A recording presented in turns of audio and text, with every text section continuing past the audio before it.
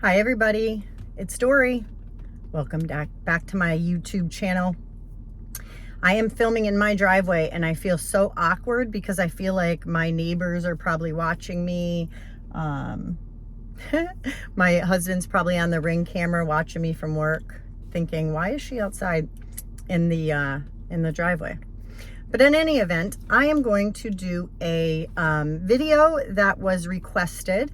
And it is now that I've gotten to my normal weight, and it's coming on 7 years after my VSG surgery. What have I learned and what advice would I give? And so I know this is a highly requested and sought after video because I myself had been looking for these videos when I first started out, pre-op, then also post-op.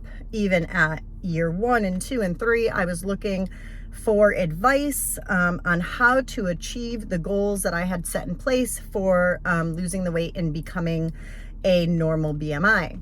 So first, if anyone is new here, welcome. I am Dory. I am 51 years old. I am 5'4" tall. And on September 12th of 2016, I had vertical sleeve weight loss surgery in Hartford, Connecticut at Hartford Hospital. My highest recorded weight was 350 pounds. My day of surgery weight was 300.5. And today I am 142. It has taken almost 7 years to get where I am. Some up and downs along the way, some efforts that I did that did not work, some problems I had, some mistakes I've made, and so I am going to share those with you. First off, getting to this low weight has been a dream. I literally wake up in the morning thinking that I am going to step on the scale and I'm going to be back into the 170s. Every single day. I don't know why. I don't have body dysmorphia like I did in the beginning when I would look in the mirror and still would see a fat person or go to the wrong part of the store to shop for clothes. I no longer do that. But I kind of feel like some days if I'm not eating the best, that I'm going to wake up and have gained the weight back. That is not mathematically impossible. As you guys know, in October of 2022, I started using medical weight loss to get off the last 40-ish pounds, which I have achieved actually at my weight now, losing 40 pounds since last October. Because Wegovy, which is the drug I am on now, was out of stock last year, my doctor put me on a weight loss medication called Saxenda. That is a daily injection that helps take away your craving for food and alcohol and things like that might impede your weight loss.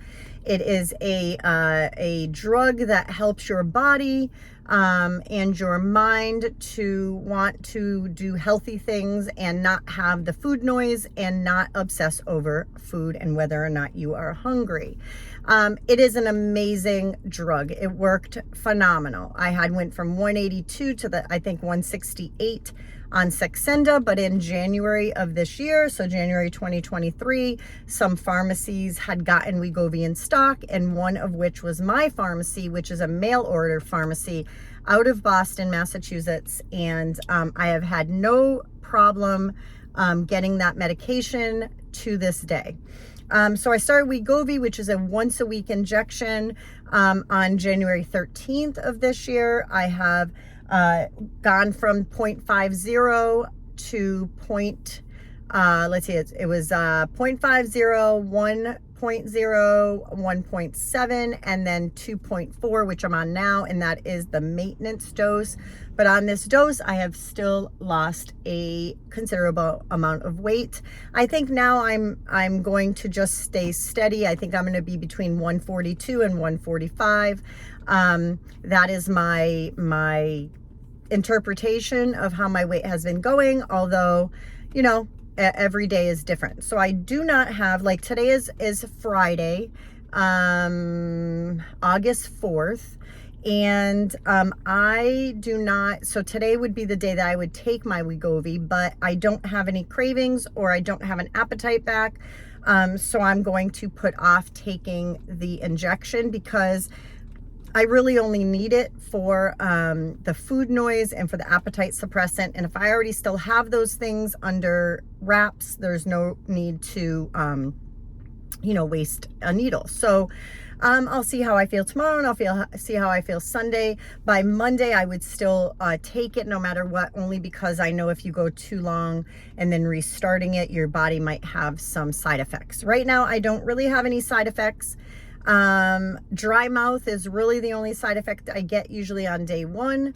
And then I'm pretty golden after that. I will have little side effects of nausea if I eat certain things. And sometimes you don't really know what those certain things are. They could be a bite of an egg. It could be a bite of a cheeseburger. But you will know. You will take a couple of bites, and sometimes I actually have to force myself to eat just so that I am eating something. And so I just have to eat slow. And then I think as I do eat and go on with the meal slowly, then my body kind of accepts the food and I'm able to usually finish it. Yesterday, for instance, I actually went to Crumble Cookie. I went to my surgeon's office for plastic surgery for another consult. I'm waiting on an appeal. It has not been decided yet, so I'm waiting on that. And so I went there, and since I was in Connecticut, we do not have a Crumble Cookie near me, so I went there and got some cookies. And then I did a cookie review on TikTok. And so I basically yesterday only had a Chobani Flip yogurt cookies and cream flavor in the morning. I ate just a couple of bites of cookie, not much at all. And then I ended up coming home. I did some errands, and then I came home and I ended up having my husband had made these wraps made out of sausage and cheese and pesto, and I think like roasted red peppers maybe, and I ended up having a half of one with some cream cheese on the side, and that's all I ate all day yesterday. And so that is a typical day for me, only because I end up just not feeling well, and I end up just not able to eat food and stuff like that. So I'm just looking because my neighbor's daughter, I have an elderly neighbor next door to me that we try to take care of, and so her daughter was over, and then she left and then put it in reverse and went back. And so I just want to make sure she wasn't coming to talk to me. Sometimes she does, and that would be embarrassing that she sees me filming. So anyways, so let's get to some of the things that I've learned. So I've learned to be kind to yourself and enjoy the journey. I think many of us are just striving to get to the end. Oh, I think she's here. Hold on. Nope, maybe not. I was going to maybe have to stop my video.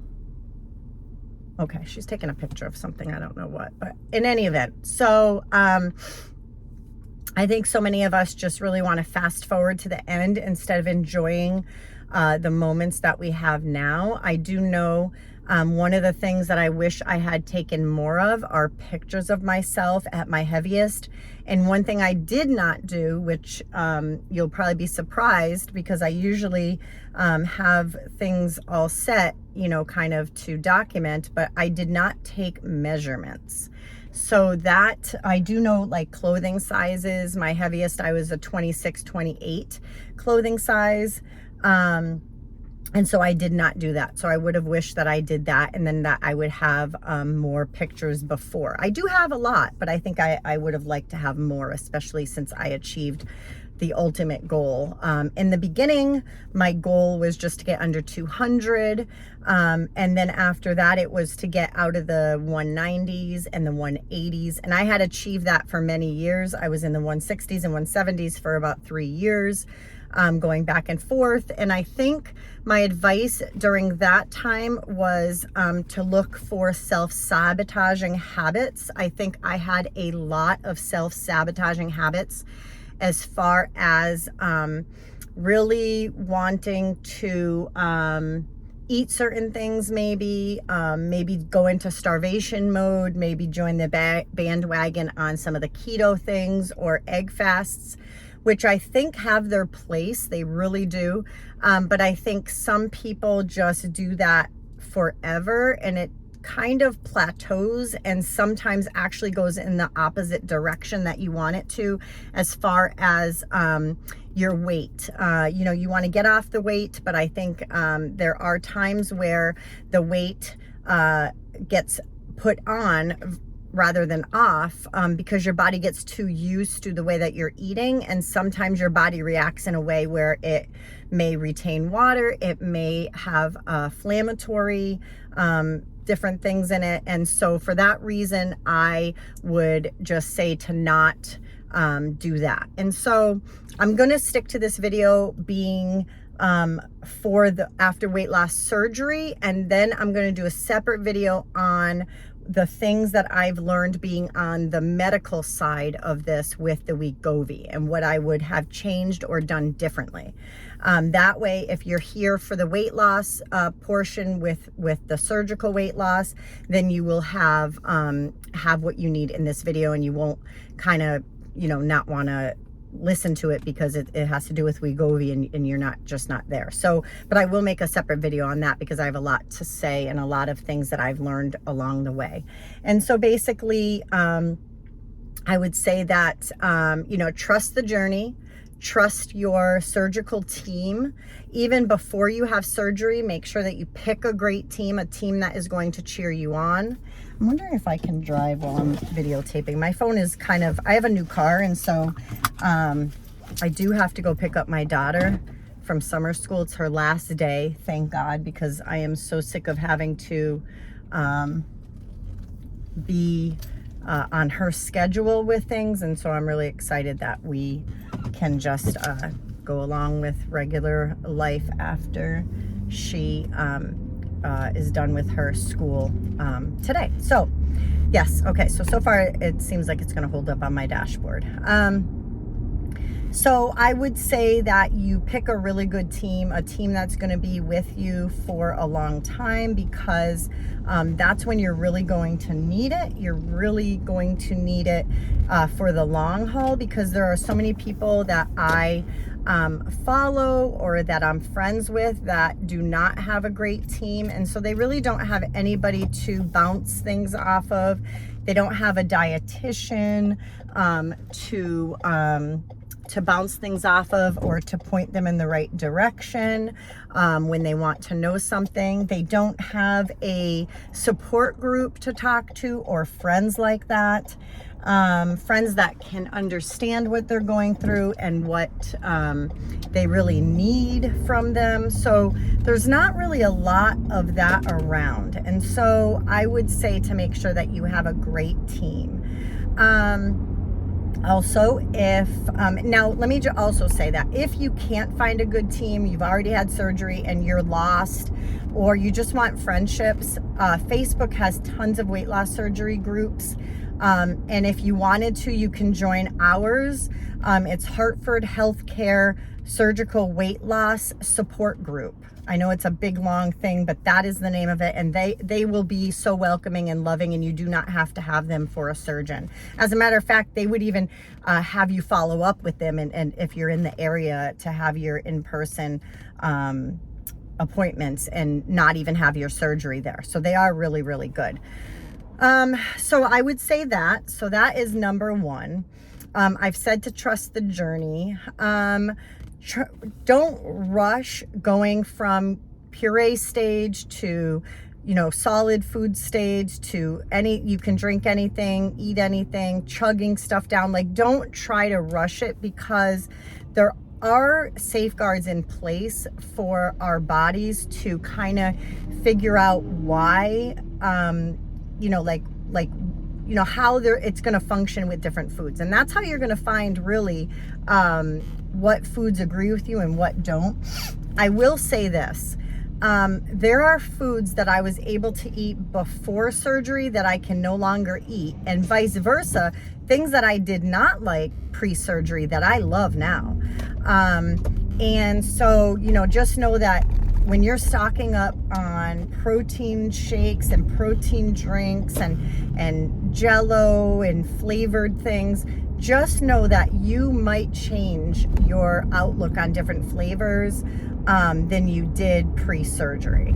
And so for that reason, don't stock up too much, because I know people who have had to return it or sell it or give it away because they no longer like it.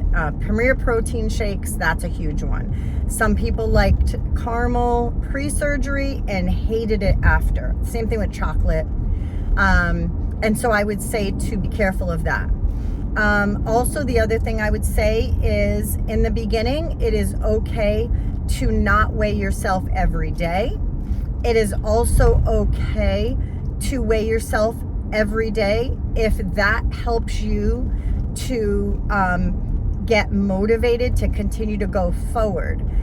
If it ever becomes an issue that the scale is going to determine how you feel about the day moving forward, then I would say don't do it. This is going to be a case-by-case basis, because I was an everyday weigher, and it did not bother me to weigh every day. It did not in the least bother me.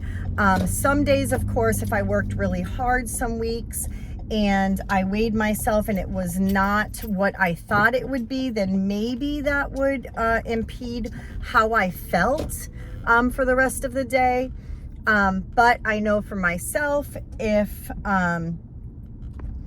it was going to impede how I feel and what my attitude is going to be, then I wouldn't do it. Also, just an FYI, especially for women, a couple of times a month, and you do not have to have your cycle still, but a couple of times a month, the scale is going to go up 2 to 3 pounds. That is 100% normal. Keep track of it, because it'll probably be around that time every single month. And that is okay. You are not an alien. You are not different than all different things, but you are going to experience that. And that is quite fine. Also, the other thing would be that try to meal prep ahead of time, so that you are not binging in the refrigerator, but that you are doing a good job of feeding your body exactly what it needs. And meal prepping, or finding yourself something to eat when you are not savagely hungry, is extremely important. Keep a record of everything. Give yourself rewards that are non-food items, a pedicure, a manicure, a facial, going on a hike, having your favorite, reading your favorite book, gift certificates, gift cards, volunteering, animals, things like that. That would be something that you should reward yourself with. So I think that's probably the main things that I think will help to encourage you and propel you forward. If you have any questions on anything else, or you want me to talk about something else or make a longer video, please comment below and let me know. Thanks, guys.